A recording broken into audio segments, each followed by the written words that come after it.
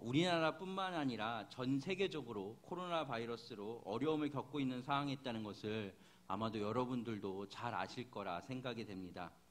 그런데 저는 한편으로 우리의 관심과 시선이 너무 그쪽에 쏠려 있는 것이 아닌가라는 생각을 좀 하게 되었습니다. 아시겠지만 현재 저희는 사순절 기간에 있습니다. 기독교에서 십자가 부활은 가장 중요하다고 할 수 있습니다. 지난 2월 26일부터 시작된 사순절이 벌써 보름이 지나가고 있습니다. 물론 전 세계적으로 문제를 겪고 있는 것에 조심을 하고 관심을 가져야 하지만 어느 것이 먼저되고 나중되어야 하는지에 대해 다시 한번 생각해 봐야 할 시기가 아닌가라는 생각을 하게 되었습니다. 그래서 저는 오늘 이 본문으로 말씀을 함께 나누고자 합니다. 너무 이른 말씀이라 생각되지 않을까라는 생각을 하실 수 있지만 십자가에서 행하신 그 감동이 우리가 살아가는 평생에 계속 있어야 합니다. 주님은 우리에게 가장 위대하신 일을 십자가에서 행하셨습니다.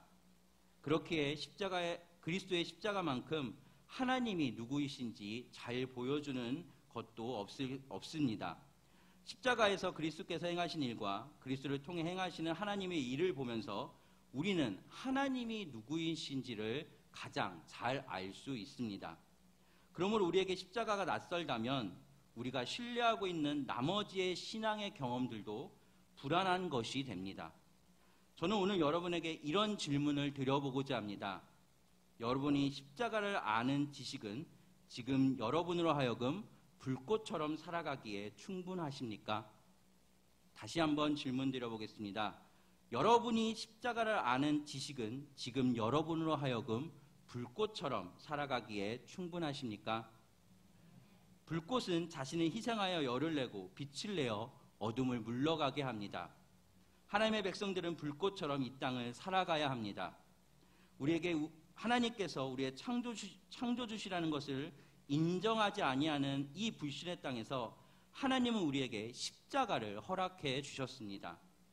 그리고 우리를 죄에서 구원해 주심은 우리로 하나님을 거스리는 자들의 불신앙을 능가하는 거룩한 열정을 가지고 이 시대를 살면서 하나님의 영광을 드러내기 위함이었습니다. 그리고 이 일을 위하여 우리는 십자가 앞에서 우리가 경험한 하나님의 사랑과 은혜에 대한 감격을 기억해야 할 것입니다. 이 땅에서 순간을 살아도 영원을 향하여 사는 존재임을 자각하는 시각이 우리에게 반드시 필요합니다. 그렇게 예수님은 그냥 이 땅에 오신 분이 아닙니다. 우리를 사랑하셔서 우리를 구원해 주시기 위해 이 땅에 오셨습니다. 우리에게 있는 십자가는 그냥 지식으로서의 알므로 끝나는 것이 아니라 내 마음으로 반드시 체험되어져야 한다는 것입니다. 저는 오늘 여러분들에게 예수님의 십자가에서 돌아가신 말씀을 가지고 다시 깊이 십자가와 만나는 시간이 되기를 소망합니다. 예수님이 십자가에서 하신 말씀을 7개의 말씀이었습니다. 이것을 가상칠언이라고도 하는데요. 십자가에서 위에서 남기신 7말씀은 첫 번째, 누가복음 23장 34절에 아버지 저들을 사하여 주옵소서 자기들이 하는 것을 알지 못하나이다. 두 번째 말씀은 누가복음 23장 43절에 내가 진실로 내게 이르노니 오늘 내가 나와 함께 낙원에 있으리라. 세 번째 말씀은 요한복음 19장 26절부터 27절에 보라 내 어머니다. 네 번째 말씀은 마태복음 27장 46절, 마가복음 15장 34절에 나의 하나님 어찌하여 나를 버리시나이까. 다섯 번째는 요한복음 19장 28절에 내가 목마르다. 여섯 번째 말씀은 요한복음 19장 3절에 다 이루었다. 그리고 마지막 7번째 말씀은 누가복음 23장 46절에 아버지 내 영혼을 아버지 손에 부탁하나이다. 저는 오늘 이 7말씀 중에 5번째 말씀과 6번째 말씀을 가지고 예수님의 십자가와 깊은 만남의 시간을 가지려고 합니다. 먼저 십자가에서 하신 말씀 중에 5번째 말씀으로 내가 목마르다입니다. 본문 19장 28절인데요. 많은 성경학자들이 아마도 네 번째 말씀 후 얼마간의 시간이 지나고 나서 오늘 5번째 말씀을 하셨을 거라 추측을 하고 있습니다.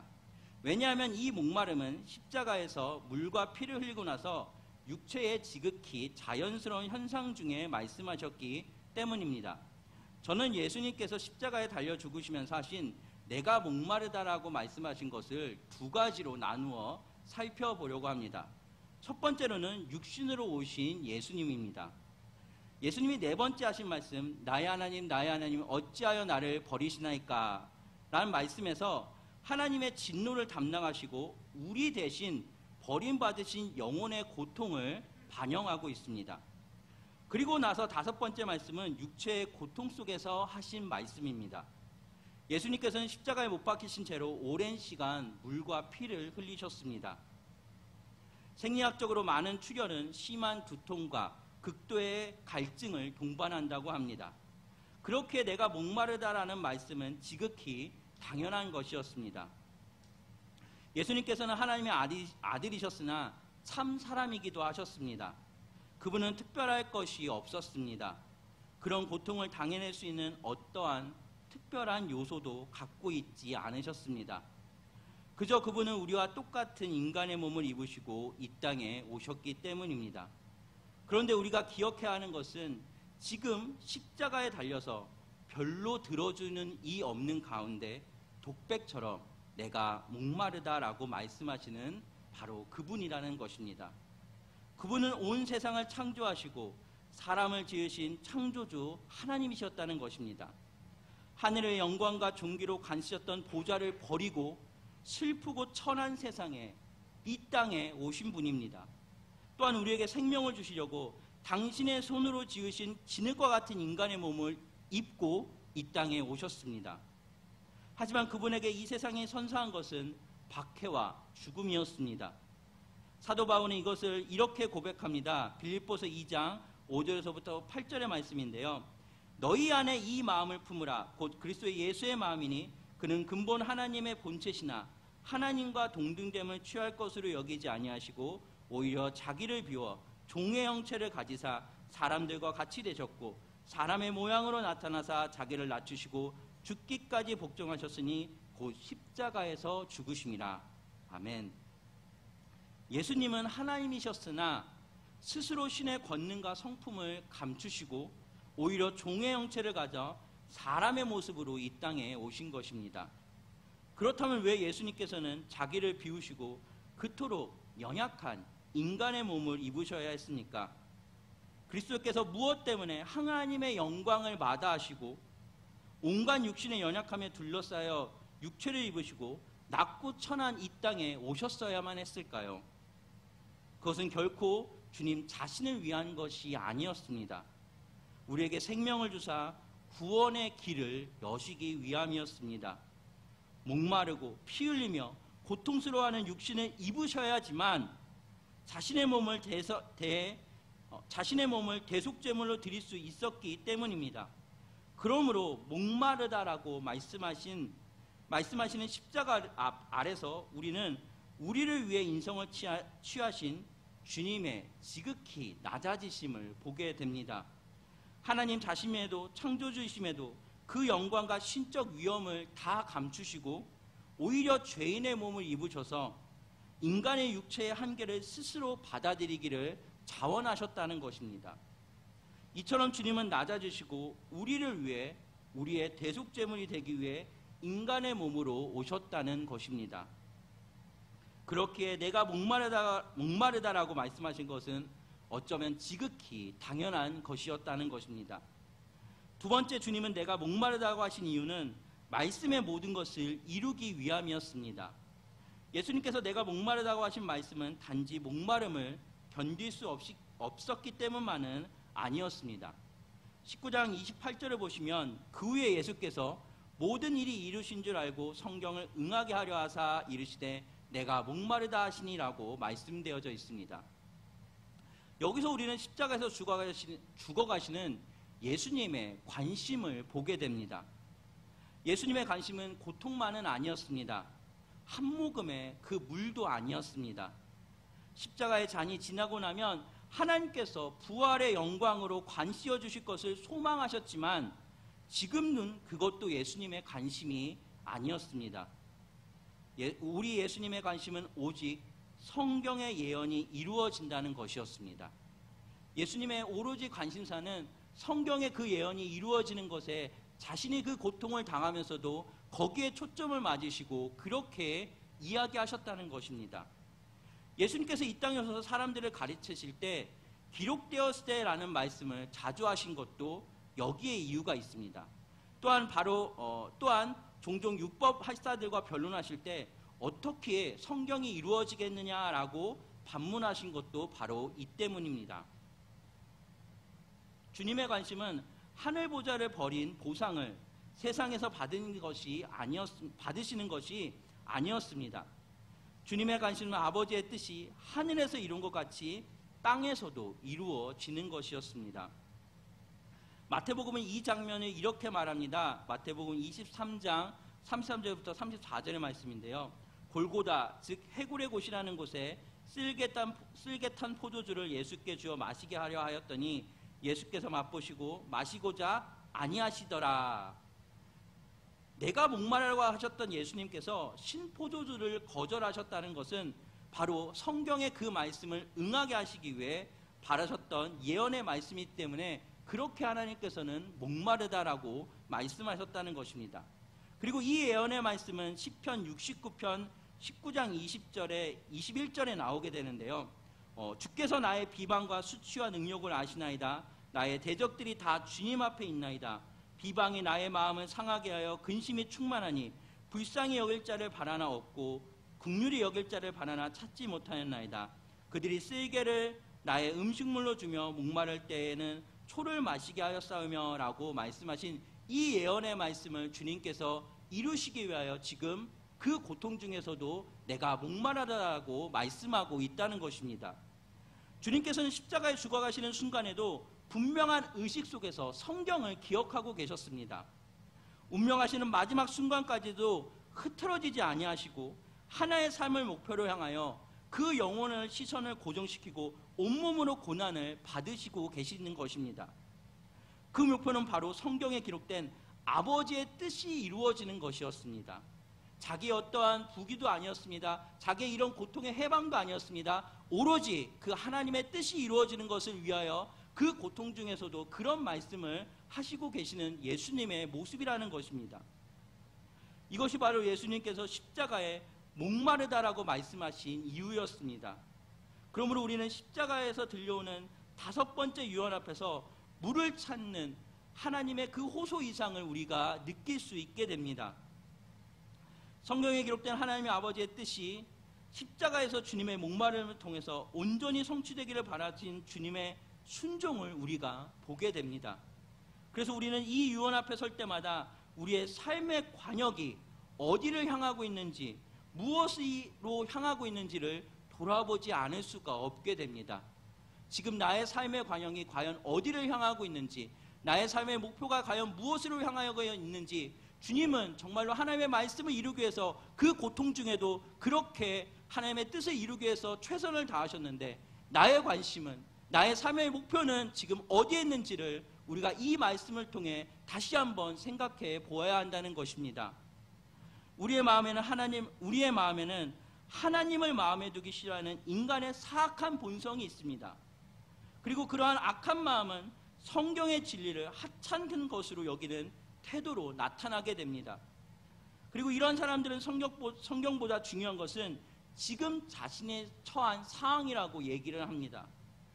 진리의 요구보다 지금 자신들이 처한 상황의 요구에 더 적극적으로 반응하는 것입니다. 마치 예를 들면 이런 것입니다. 하나님께서 주신 십계명의 금지 명령보다 교통경찰관의 손질을 더 무서워하는 그런 것이 바로 이런 것입니다. 하나님의 십계명에 무서워하지 않으면서 내가 교통경찰관의 그 손짓을 무서워하는 우리의 모습이 바로 우리의 처한 상황이 더 관심을 가질 때 이런 모습으로 나타난 것입니다. 그런데 이런 그리스도인에 의해 세상을 변화되리라는 것을 기대하는 것은 어리석은 일일 것입니다. 그들은 마땅히 십자가 앞에 나와 보다 근본적인 변화를 자신이 먼저 경험해야 할 것입니다. 하나님의 백성들의 삶에서 최고의 가치는 하나님의 뜻이 이루어지는 것입니다.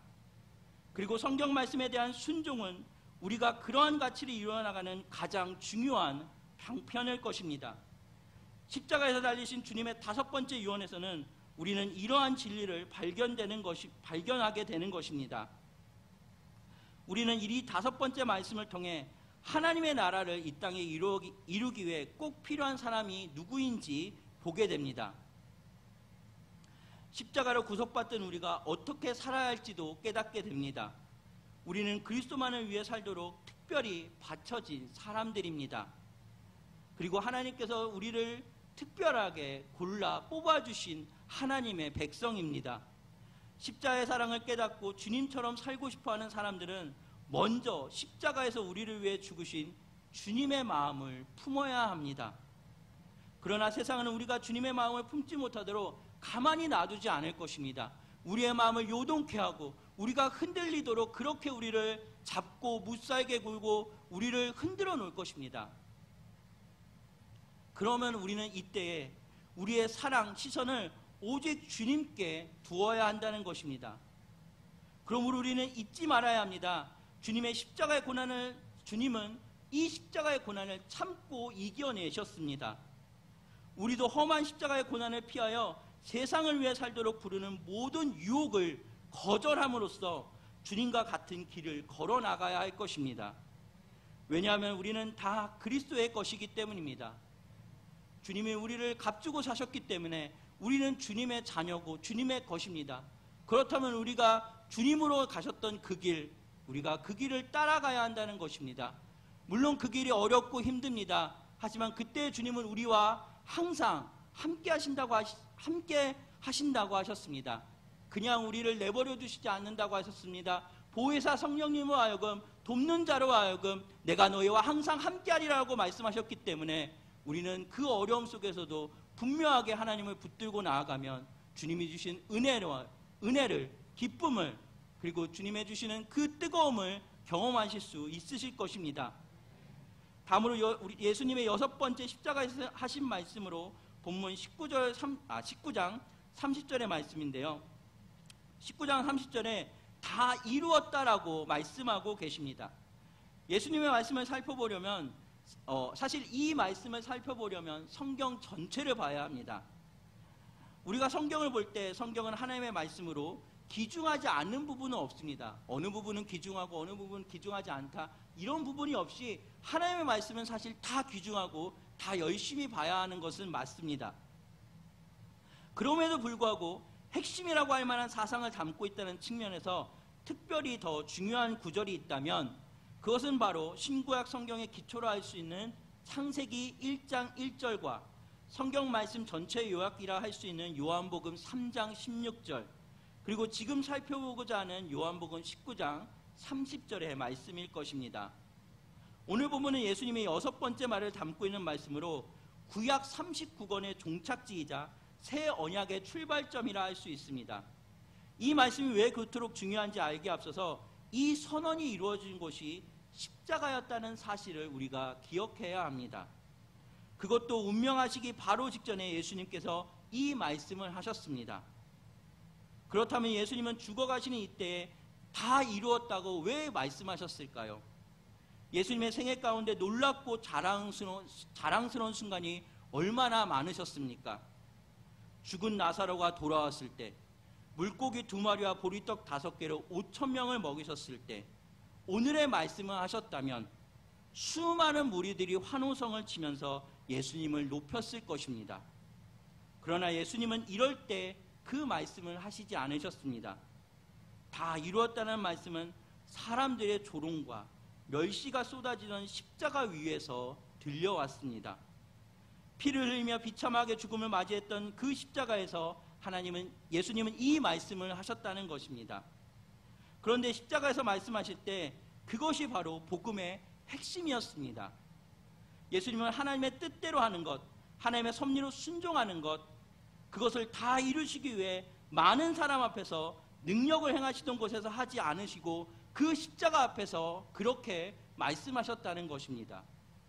이처럼 다 이루었다는 예수님의 말씀은 십자가 위에서, 그것도 운명하시기 직전에 들려왔습니다. 여기서 우리는 교회가 영원히 붙잡아야 할 핵심적인 진리를 발견하게 됩니다. 우리를 구속한 것은 금이나 은같이 없어질 것들이 아니요 오직 흠없는 어린 양 예수님의 보혈임을 알게 되는 것입니다. 그래서 베드로 사도는 베드로전서 1장 18절 19절에 이렇게 고백한 것입니다. 너희가 알거니와 너희 조상이 물려진 헛된 행실에서 대속함을 받은 것이 아니라 은이나 금같이 없어질 것으로 된 것이 아니요 오직 흠없고 점없는 어린 양 같은 그리스도의 보배로운 피로 된 것이니라. 아멘. 주님은 다 이루었다는 말씀을 생애 꼭 한 번 하셨습니다. 그리고 그것은 십자가 위에서였습니다. 아까 말씀드렸지만 오병이어로 많은 사람들이 이적의 떡을 먹고 배부른 벳세다에서 하신 것이 아니었습니다. 기적적으로 많은 물고기를 잡게 해주셨던 갈릴리 바다나 죽은 나사로가 사다오던 그 무덤 앞이 아니었습니다. 오직 십자가 위에서 그렇게 말씀하셨습니다.